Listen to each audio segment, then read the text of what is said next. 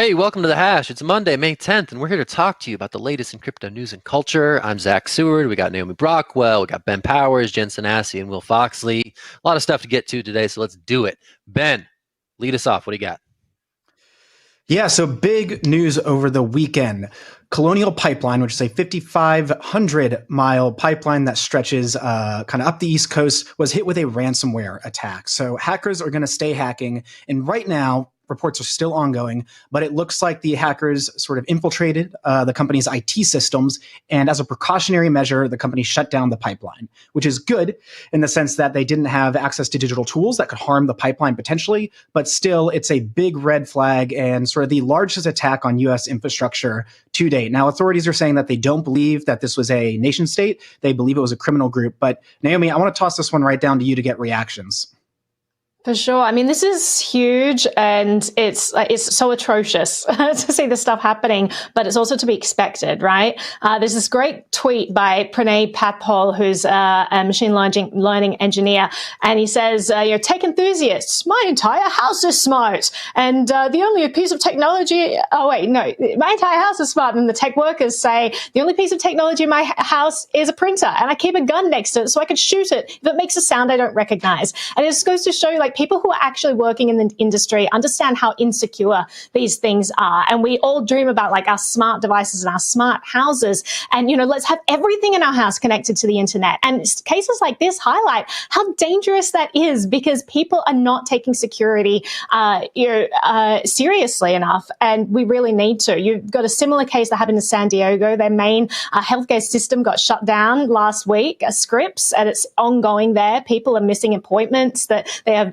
cancer appointments scheduled and they can't make them. This stuff is incredibly serious, and people need to be taking security seriously. That's my first thought. Maybe I'll do a rant later on in the show about the government consistently undermining the security of all of our things as well. But we'll save the rant till a little bit later.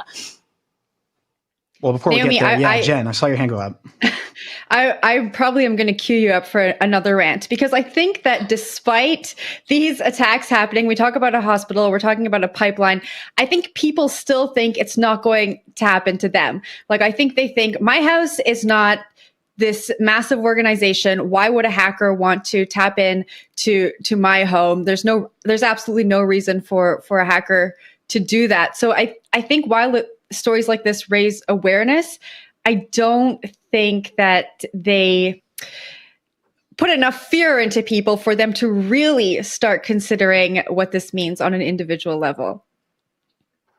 Ben, I think there's a couple different threads to pull it here. Yeah, so authorities are starting to allege this to DarkSide, a ransomware group. But Jen, I think to your point, what's really been really interesting over the past few years, at least with ransomware, is that attackers are becoming increasingly sophisticated in the sense of they aren't so interested, honestly, in you as an individual, and picking up $300 from you to unlock your files. They're really going after huge industrial targets to the tune of sometimes $200,000 to even $2 million.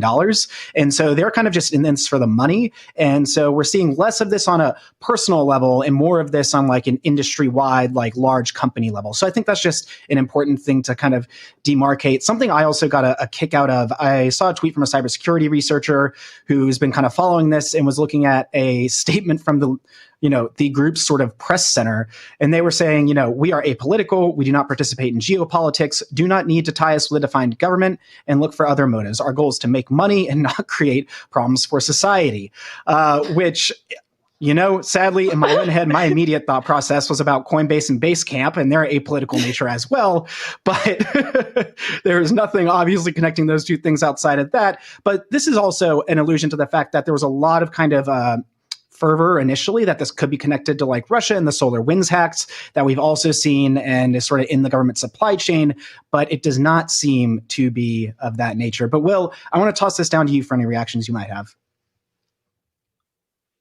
Yeah, pretty interesting story in and of itself. I think you kind of see this movement of risk away from older systems where you just have pipelines breaking. Of course, this still happens here and there today, but pipelines breaking, or maybe even just people breaking into systems physical systems and rupturing pipelines. And now it's all kind of moving to software. And that's where all the future is moving, is there's software risk is now the risk that insurance companies and others are going to have to think about when they're building these infrastructure platforms. It's a pretty novel way of thinking about like how the world works, because everything's just moving through data pipelines along with like gas pipelines like this. And we're going to have to like build entire new systems for moving that risk away from different to counterparties. So that's my takeaway from this reporting. It's a bummer situation all around though. Yeah. No, it's absolutely a really big deal. And I'll kind of like harp on what we harp on this show again is like, these are these centralized points of failure we so often like refer to as an issue, right? Like people are rarely sort of attracted to decentralized tech until it like a centralized failure personally directs them. And they say like lose all their money through centralized exchange when it folds or exit scams or stuff like that. So I think, you know, this is another issue that goes way beyond crypto when we're talking about like data security and how this data is actually being managed and how, you know, one breach can impact an entire 5,500 mile physical pipeline. These things are not hypotheticals. But Naomi, I saw your hand go up. Yeah, I mean, when we talk about individuals versus industry, I think it's a very blurry line. Like, for example, we all work for larger organizations, and when hackers are trying to infiltrate systems, they usually target individuals and try, you know, spearhead phishing attacks and all of that. They groom these people. They try to get access. So I think it's actually something that we all really need to be aware of. I mean, also in terms of like smart devices, that's also how people infiltrate industry, right? There's, you know, famous cases of, you know, major firms being shut down because people attacked the smart thermometer, because these devices are not built with security in mind. They're built with connectivity in mind and making, you know, convenience primary focus. And so they're not thinking about firewalls. They're not thinking about ways that we can make these systems secure. They tend to be the weak point of these entire systems. So I think we do really need to rethink our connectivity and all these smart devices and really start to realize how big a role internet security is going to be playing going forward for all of these pivotal industries. No, absolutely. And so let's go to the complete opposite end of the spectrum from this. Jen, what have you got for us? But before I go into my story, I need to ask you, everything you report on is so scary. Are you okay? On the complete opposite end of the spectrum, Jen, let's go to your story. Okay, all right. Okay. Elon Musk hosted Saturday Night Live on the weekend and explained crypto to the audience. So let's take a look at a skit that attempted to answer the question, what is Dogecoin? What is Dogecoin? Well, it actually started as a joke based on an internet meme, but now it's taken off in a very real way. Okay, but what is Dogecoin? Well, it was created in 2013 and has a circulating supply of 117 billion coins, of which 113 billion have already been mined. Right, cool. So what is Dogecoin? Yeah, like I said, it's a digital currency. Like, okay, for instance, this is $1, right? It's real. Sort of. Yeah, sort of okay. real. Yeah. So what is Dogecoin? About as real as that dollar. Are you making any sense of this? Okay, so the Doge army was hoping to see the price soar, and after Elon's appearance, I think it took about a 30% hit. So that has not affected Elon, though. It was reported today that SpaceX is going to launch a Dogecoin-funded satellite to the moon. So I'm assuming that's what he was tweeting about on April Fool's Day. I'm going to throw it to the panel. Did any of you guys watch this live? Wait, why'd you say Doge Army? You gotta explain that. You're just throwing shade on XRP right there without any explanation. Why did I say Doge Army? The Doge Army are the masses of people who support Doge. No? Am I wrong in assuming that? Marines, you got your XRP army, and I don't know what you got with the Doge, but it's not the Doge army, and you got to keep them. Who are they then? The Doge Pack. The Doge Pack is pretty good. Okay. All right. We can rename them the Doge Pack. Yet. All right. Okay. Doge Pack. Naomi, I saw you nodding. Did you watch live?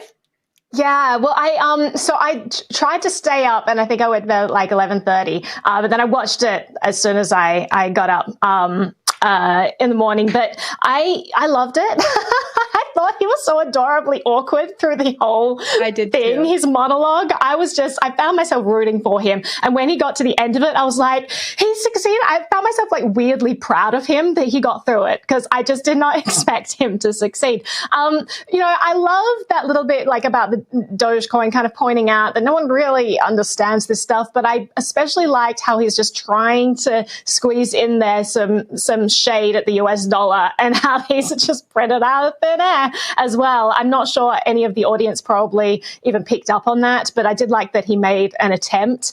And it's interesting, like we're talking about, a lot of people are framing this, plunge in Doge price as well. He went on Saturday Night Live and then the price plunged.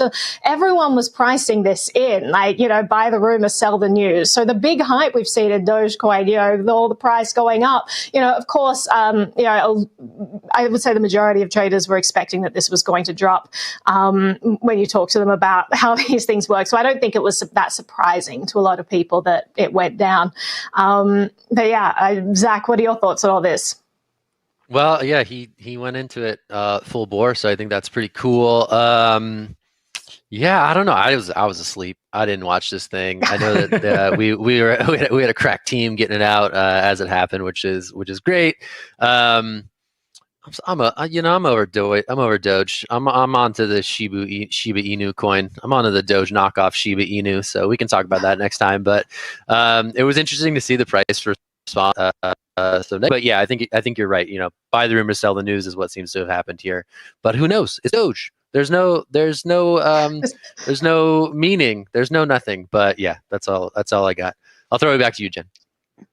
Okay, so I want to move into the SpaceX story. So they announced that they're going to accept Doge as payment to launch a satellite to the moon next year. And what I thought was interesting about this is this quote I'm going to read to you. So the Geometric Energy Corporation said in a press release, so they're the company that is launching the satellite to the moon with SpaceX, that Doge is sophisticated, fast, reliable, and cryptographically secure. So when I read that, Ben, I'm going to throw it to you. What do you think? I mean, I don't know about reliable in the sense of like, look at what the price is doing. I'm really curious about how companies are going to use this and price this into an overall deal. Like how much Doge is it now versus how much is it going to be then? I think this is maybe interesting in the sense that these two are like two large companies like securing a transaction using Doge. That was maybe what stood out to me, because like we talk so often about Doge as like kind of play money for toddlers. And if we don't talk about it like that, we should talk about it like that. But I think that's really sort of, we see a lot of peer-to-peer aspects of it. So to me, the interesting part there was the businesses being open to this. I don't think it's going to be something we see writ large. I think this is really like a publicity stunt for the most part. But, I'm going to be curious to see how things go down in Q1 of 2022. Yeah, I'll jump in there. Sorry, go ahead, Naomi. I was just going to say, like, fact. Okay, so Jimmy with the quick facts. It used to be Naomi and Zack, and now it's you two. There's just no chemistry. You guys got to do this off air. Just got to work on it. We got to practice. Okay, so GEC said in that same press release I was referring to earlier that them and SpaceX have solidified Doge as a unit of account for lunar business in the space sector, and they're going to be using Doge for their transactions, which I thought was pretty interesting. But Naomi, I'll throw it off to you. Yeah, I'm just going to mention the elephant in the room, which is the tech side of Dogecoin. Like when we've seen all these spikes in prices, right? You had really high transaction fees come along with that. And it's a fraction of the number of transactions that Bitcoin is doing. So like, why are we trying to popularize this thing as this currency that people can use when it clearly doesn't have the bandwidth to support all of this? So Ben, I saw your hand go up, and Zach, so battle it out between you. I mean, yeah, I just wanted to briefly mention, Zach, I'll toss to you. Like, I think it was last week, Galaxy Digital came out with a report calling Doge the world's most like honest shitcoin. And they kind of hit on a couple different issues, not only about how it's like kind of surprisingly resilient in some ways, but also like there's huge issues to sync nodes and all these other sorts of things. And I was independently talking with another dev who was like, I really can't, I tried to sync a node and then I eventually had to stop because it was just not working. But Zach, I want to toss it to you. I just wanted to get away from the tech thing and just like zoom out for a second and just think about like the full memification of everything we're talking about right now, like Doge to the moon, the literal moon with a rocket. Like, it's just so crazy. It just feels like, I don't know, peak simulation right now where like these weird things are happening. And this is, it's what a day. What a day. What a You're world. right. It's enjoyable. I love it. And although I do talk about, like, I caution people because that's generally my nature. One of my other friends last week was tweeting about how, it's the first currency that makes people laugh and is fun and is enjoyable. Like, money's never those things. And so the fact that it's like providing so much joy and irreverence towards money, and we're just doing all these weird ass things, like, it is kind of a fun time to be alive and to witness all of this. For Naomi, sure. So we're going to take a... Sorry, Jen, I got to cut you off, bro. We got to go to break. Okay, fine. Sorry, dude. Got the break. We're going to talk about Sports Desk when we get back, and we're going to have more fun with stuff, with Laser Eyes and with Tom Brady. What's going on with that? We'll talk about that after the break. Thanks so much. We are witnessing the greatest paradigm shift in finance in modern history. Join thousands of newsmakers and influencers talking the future of money at Consensus by CoinDesk. A live virtual experience of leaders, changemakers, virtual reality meetups, keynotes from Ray Dalio, Gary Vaynerchuk, and much more. Get an up-close look at the boom in crypto, the surge of institutional investment in Bitcoin, NFT mania, the breakneck innovation in decentralized finance, and the coming disruption from central bank digital currencies. Join us May 24th to May 27th for Consensus by CoinDesk.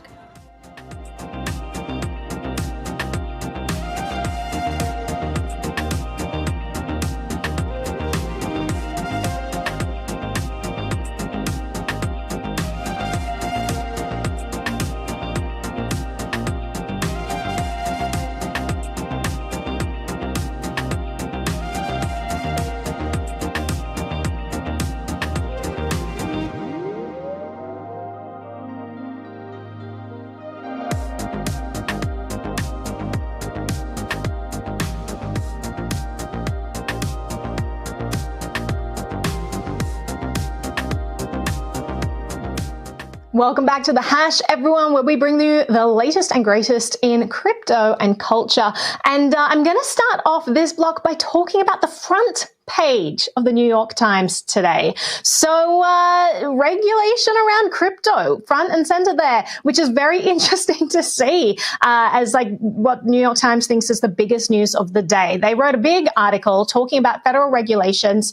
They're talking about the revolving door between lobbyists and the crypto industry. And they also mentioned, they started off by talking about the Ripple case. And then they said that, this SEC suit against Ripple was a pivotal moment in efforts to crack down on a fast-growing market. I would disagree with them there about this being this pivotal moment because we've been seeing this crackdown amp up for a while. A lot of people were saying 2020 was the year of regulation for cryptocurrency. I don't think that's going away. I think it's just going to continue, but we have seen this continuing for a long time now. And I'm going to throw this to the group. What you think about regulation and crypto, what the future holds for all of this, because the lobbyist groups around cryptocurrency are getting stronger and bigger, and you're seeing battles play out with different companies wanting to vie for different regulations. But Ben, I'll start with you.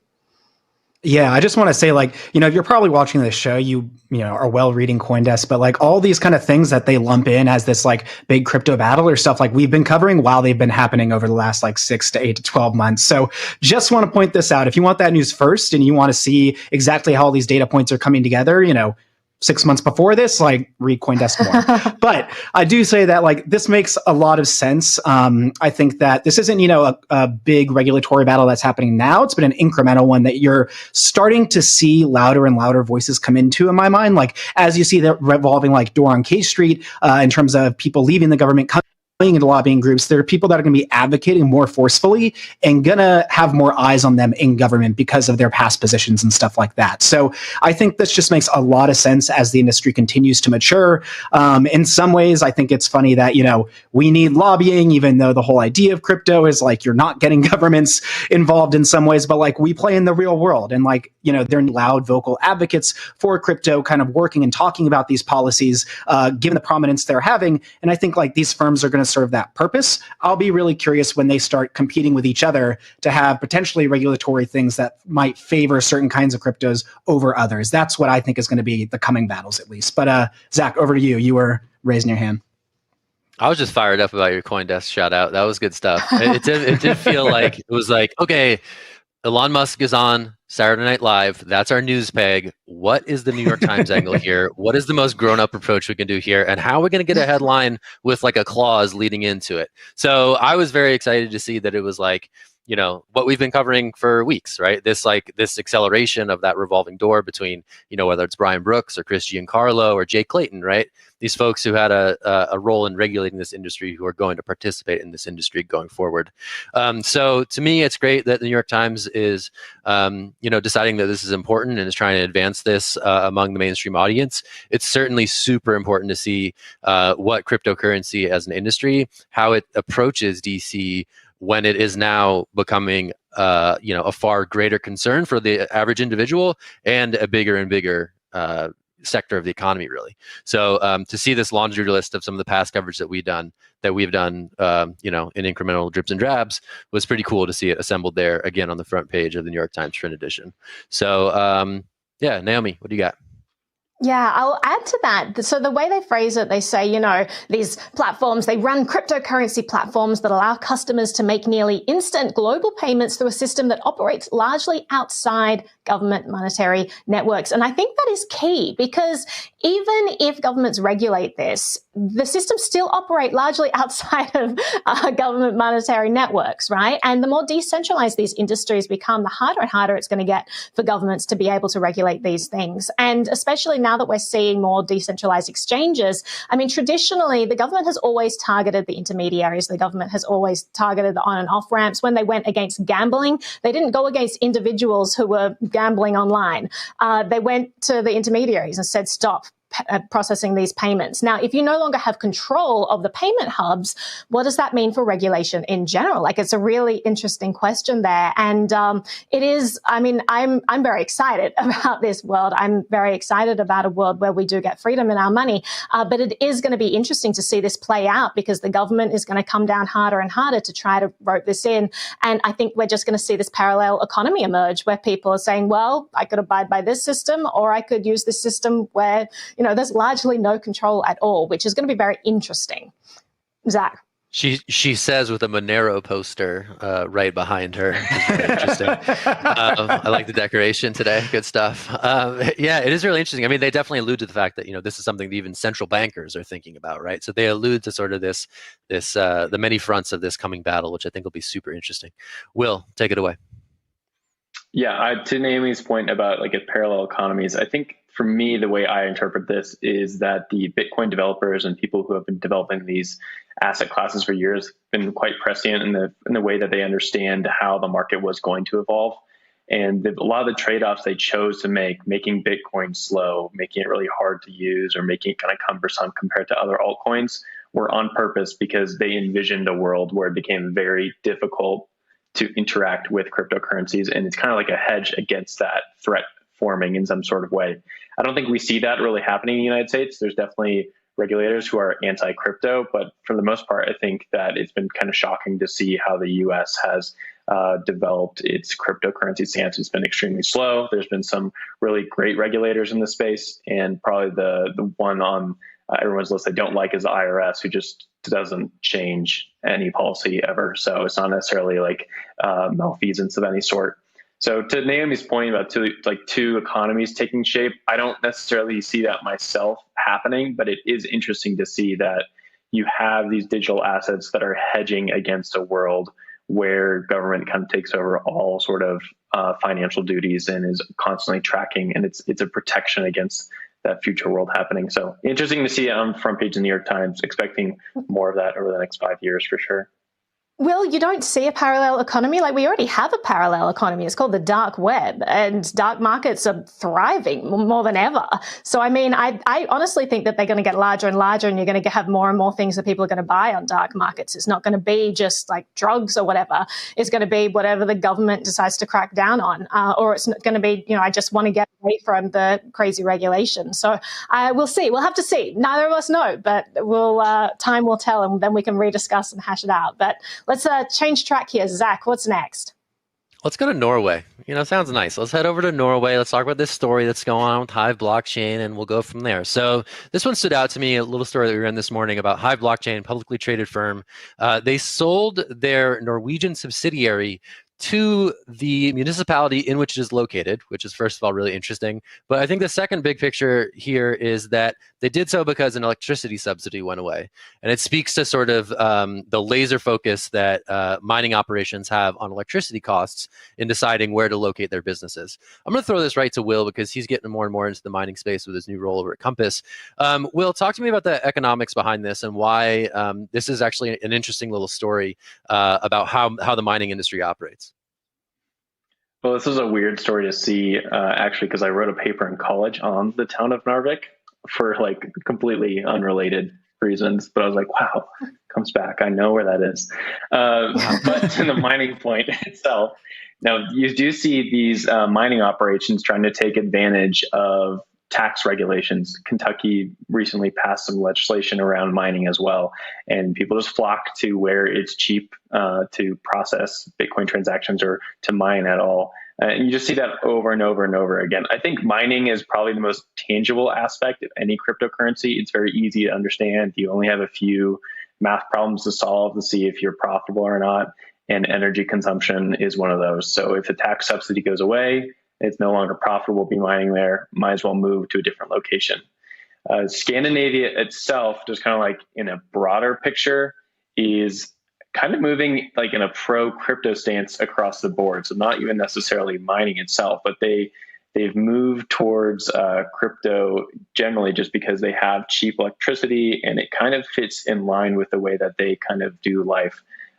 They're very conservative by nature, and they're moving into these asset classes that are kind of protectionary in a sense, like a store of value. So they're kind of buying into that thesis. I think it was Norway is their second largest company in the entire country.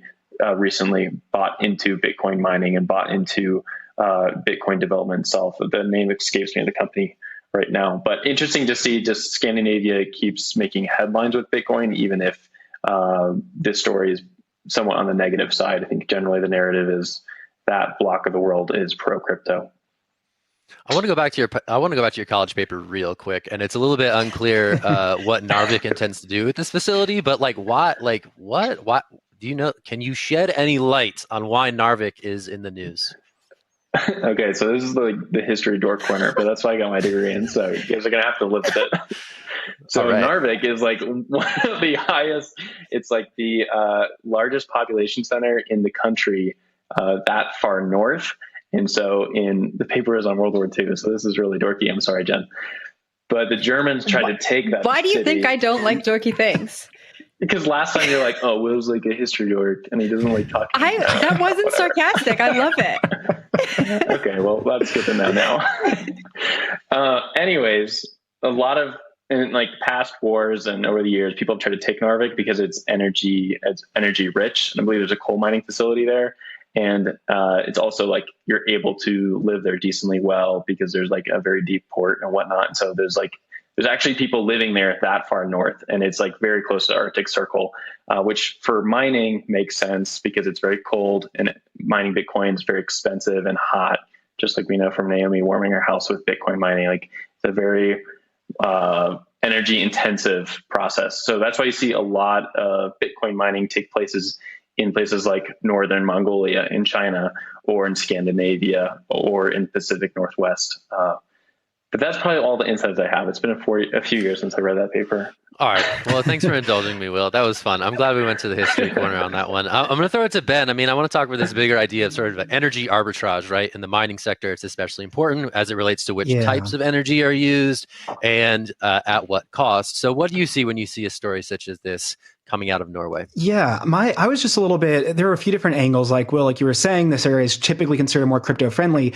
And like they introduced this tax incentive in 2018, right? And so to see it taken away now is a little bit odd for me, particularly given that like they transferred all the shares for this. And then also along with a $200,000 payment to the municipalities. So I think it's going to be really interesting in this larger context of like other local municipalities starting to look into either putting Bitcoin on their balance sheets or even getting involved in mining directly. Like what this city is going to be doing with this going forward. So that was kind of maybe my main take is, you know, could a government potentially remove a tax subsidy by, you know, basically get paid to acquire the mining facility and then sort of use that for their own purposes. That was just maybe where I kind of saw this going. Exactly. Steeple fingers.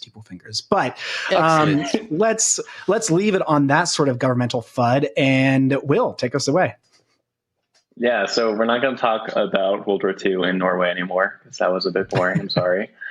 But we are going to talk about Tom Brady, the winningest QB in NFL history. And as a native Denverite and a Broncos fan, it's tough to see this guy in the headlines once again. But he is pro Bitcoin, so that is huge. He's got those laser eyes on, and it's interesting to see the narrative, like that meme, just kind of take off again. Bitcoin has a lot of different memes, like the 21 million Bitcoin ever, or stack sats, and now like this laser eyes has made it to the very top. It's also interesting that this meme hasn't died yet because it came out, I think, in January with like the goal of like we need to be laser focused on getting to $100,000 per Bitcoin, and then we kind of like stalled at 65K per Bitcoin, and we're not really moving anywhere right now. And I guess he's maybe going to bring us back to the top. But I don't know if there's any reports out there about him owning Bitcoin, but he's definitely buying into the meme during the off season. So we'll give it over to Sports Desk. Zach, take it away. The rumors are swirling. I don't know. We'll see if this is the latest NFL player to take portion of their salary in the original cryptocurrency. But yeah, as it stands right now, it's just some memery going on Twitter.